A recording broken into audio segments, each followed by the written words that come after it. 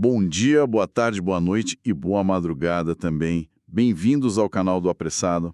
Olha, hoje a gente vai mergulhar num assunto que está dando o que falar, sabe?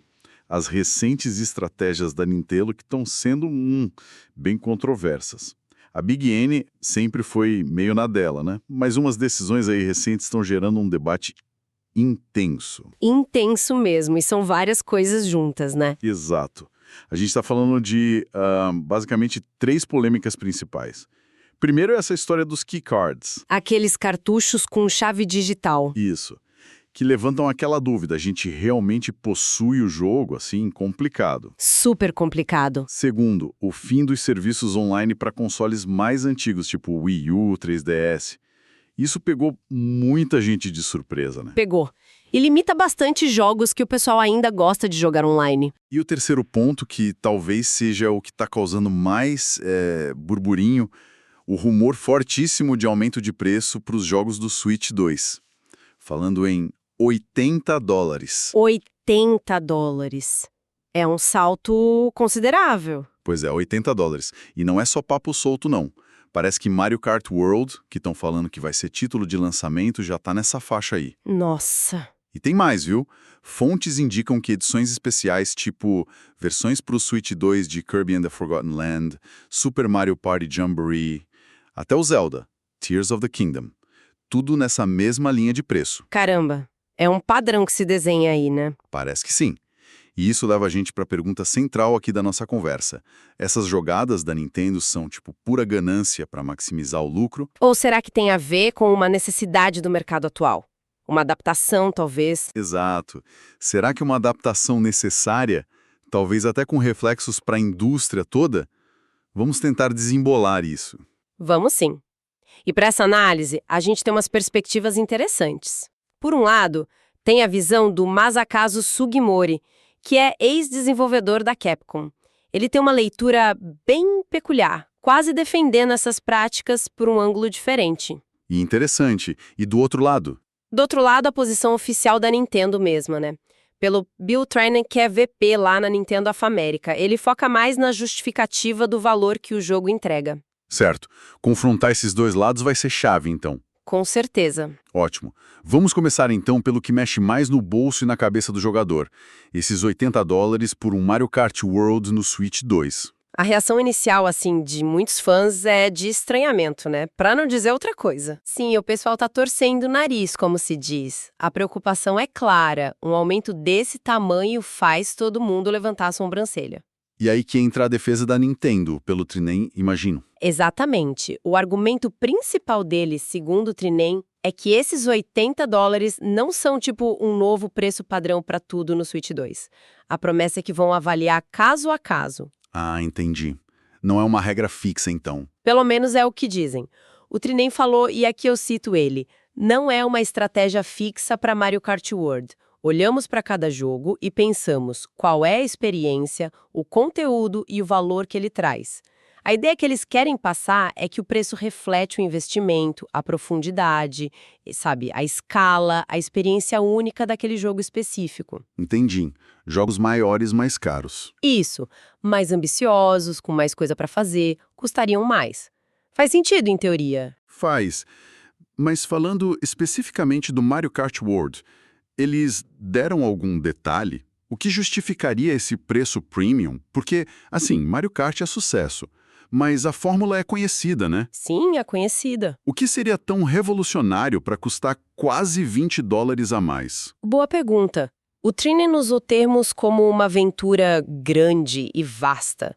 Falou que vai ser cheio de segredos, com um nível de conteúdo e polimento que, na visão deles, justifica esse gasto extra do consumidor. A aposta então é na escala e na profundidade desse novo Mario Kart? Parece que sim. E eles parecem confiantes nisso, né? Ouvi dizer que planejam um evento, um Mario Kart World Nintendo Direct para abril. Exato, dia 17 de abril. O objetivo é claro, mostrar o jogo em detalhes para convencer o pessoal que vale os $80. Mostrar para justificar. É ousado. Muito ousado.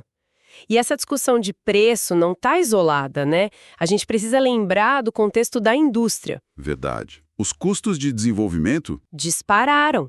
Jogos AAA, com gráficos de ponta, mundos abertos enormes, equipes gigantes, marketing pesado, tudo isso custa uma fortuna.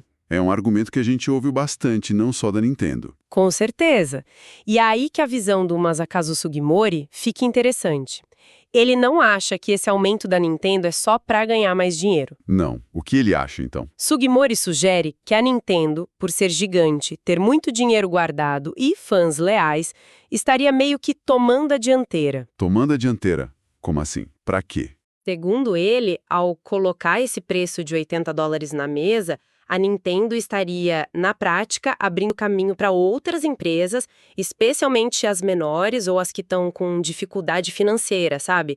Para elas poderem aumentar seus preços também sem levar tanta pancada do mercado. Ah, entendi. Tipo, a Nintendo absorve o impacto inicial da reação negativa. Exatamente. Como se ela usasse a força dela para normalizar um preço mais alto, o que acabaria ajudando outras desenvolvedoras indiretamente. Que visão diferente. Nas palavras do Sugimori, com a Nintendo tomando a iniciativa, torna-se mais fácil para outras empresas seguirem seu exemplo e se protegerem. Isso é um fato incontestável. Ele até descarta a ideia de ganância, lembrando que a Nintendo tem reservas financeiras enormes. Para ele, é mais uma jogada estratégica de longo prazo, pensando na saúde financeira da indústria de jogos como um todo. Nossa, essa visão do Sugimori é realmente contraintuitiva. Coloca a Nintendo quase como, sei lá, um escudo protetor da indústria. É uma forma de ver, sim, bem diferente do que a gente costuma pensar. Mas essa defesa dele não para no preço, né? Você mencionou que ele falou das outras polêmicas também, tipo os keycards. Como ele justifica algo que parece tão anticonsumidor? Sim, ele aborda tudo. Sobre os keycards, ele primeiro admite a crítica principal.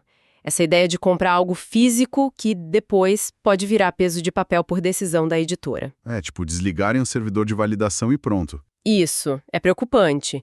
Você perde aquela garantia de acesso para sempre que um cartucho normal dava. Total. E o que seria exatamente o keycard? Só para deixar claro para quem está ouvindo e talvez não conheça. Basicamente, é um cartucho físico, mas que quando você coloca no console, ele precisa de alguma checagem online, seja para validar uma chave digital única daquele cartucho, ou até para baixar uma parte essencial do jogo que não está ali. Ah, entendi. Cria uma dependência de servidor externo. Exato. Se desligarem o servidor no futuro, mesmo com o cartucho na mão, o jogo pode não rodar mais. É uma quebra daquela ideia do comprei é meu para sempre. Que é o X da questão para muita gente. Sem dúvida. Mas aí o Sugimori traz um contra-argumento. Ele questiona se os bens físicos são tão duráveis assim. Disco arranha, cartucho pode dar problema, nada dura para sempre. Ele argumenta que produtos com partes digitais, como os keycards, não teriam esse tipo de desgaste físico. Mas a justificativa principal dele para essa tecnologia é mais pragmática, sabe? Qual seria? Combater a pirataria, que tira muito dinheiro das empresas, e diminuir o risco de ficar com o estoque físico encalhado que dá prejuízo. Entendi. É uma visão bem focada no lado do negócio, na proteção da desenvolvedora e da publicadora. Exato. Mas essa tensão entre posse e licença de uso continua sendo um ponto sensível para os jogadores, né? Muito sensível. E sobre o fim dos serviços online do Wii U e 3DS. Como o Sugimori encaixa isso? Porque isso deixou muito jogador órfão de funções importantes. A lógica dele para o desligamento dos servidores antigos segue uma linha parecida, focada no ciclo de vida do produto e na estratégia de mercado. Ele diz que isso ajuda a estabelecer uma vida útil para o hardware e seus serviços. Tipo, sinalizar o fim de uma era e focar no futuro? Isso. Direcionar recursos para as plataformas novas. Mas tem outra camada na análise dele. Qual? Ao encerrar os serviços antigos e talvez dificultar jogar certos jogos no hardware original, você cria um Incentivo. incentivo para quê? Um incentivo e uma oportunidade de negócio para as empresas relançarem esses jogos, fazerem ports para os consoles mais novos, como o Switch atual ou o futuro Switch 2. Ah, então o fim do serviço antigo ajuda a vender o jogo de novo na plataforma nova. Faz sentido comercialmente. Exatamente. Na visão do Sugimori, isso gera trabalho de desenvolvimento para os ports e, ao mesmo tempo, preserva os jogos, mantém eles acessíveis para novas gerações que não tiveram os consoles originais. Claro que é uma preservação que envolve comprar de novo, né? Claro. Ele vê como um ciclo necessário para manter o catálogo vivo e, claro, rentável. É uma visão bem pragmática mesmo, focada na sustentabilidade do negócio a longo prazo. Mas dá para entender totalmente a frustração de quem ainda usava o Wii U ou 3DS online, né? Totalmente. Perder acesso ao multiplayer, leaderboards, coisas que talvez nunca voltem do mesmo jeito num porte. O impacto em quem ainda jogava é real. Sim, esse impacto individual é inegável, e é daí que vem a frustração. A visão do Sugimori tenta colocar isso num contexto maior da indústria, mas não apaga o sentimento de perda do jogador. E falando em estratégia de venda e preço, saiu também aquela informação de um possível bundle, né? O Switch 2 mais o Mario Kart World por $500. Isso pode ser uma forma de amenizar o preço do jogo. Pode sim.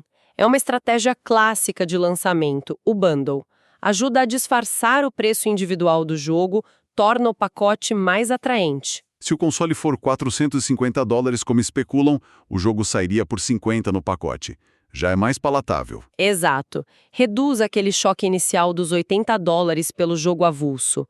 Mas, como as próprias fontes falaram, tem sempre a incerteza do preço final em cada mercado. Ah, sim. Tarifas, impostos. Principalmente aqui no Brasil, né, onde o custo final para o consumidor pode acabar sendo bem diferente do valor em dólar. Sempre essa complicação extra. É verdade, a nossa realidade aqui com imposto e câmbio sempre pesa. E um lembrete rápido aqui. Pessoal, se estiverem gostando dessa análise das estratégias da Nintendo e como elas podem impactar todo mundo, por favor, considerem compartilhar o canal e deixar aquele like. Ajuda demais a gente a continuar trazendo essas discussões aprofundadas. Isso aí, pessoal. Voltando aqui, é fascinante colocar essas justificativas lado a lado, né?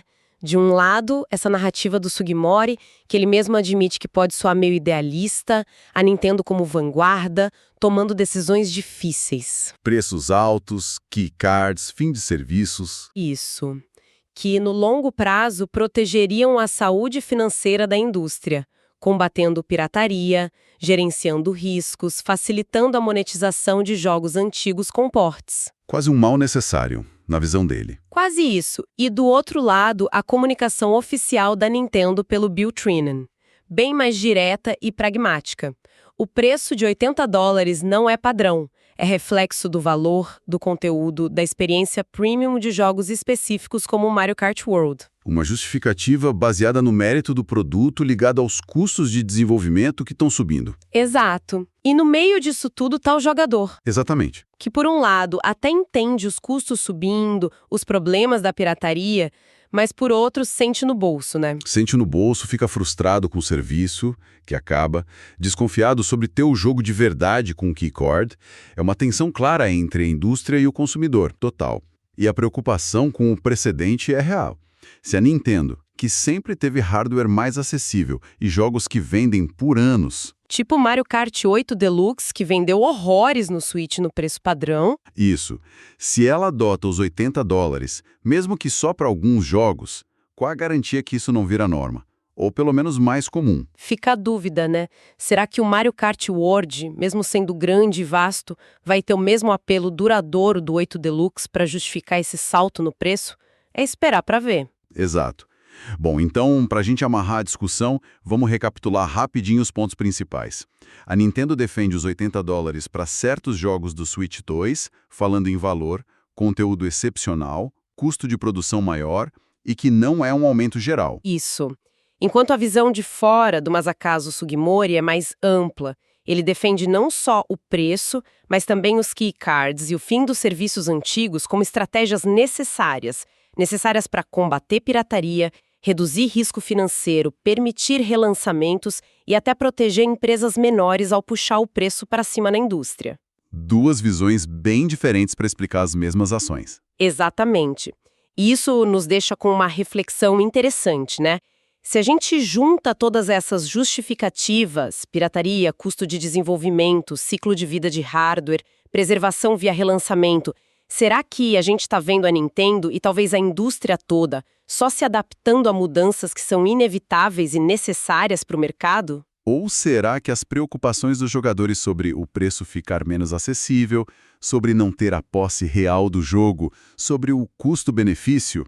Será que essas preocupações são mais válidas do que nunca diante dessas estratégias? É o grande dilema, né? A sustentabilidade do negócio versus o valor para o consumidor. Não tem resposta fácil. Nenhuma mesmo. E é por isso que a gente quer ouvir quem nos acompanha. E você, o que acha da justificativa de que a Nintendo precisa dessas estratégias rigorosas para proteger a indústria de jogos e combater a pirataria? Dê sua opinião nos comentários.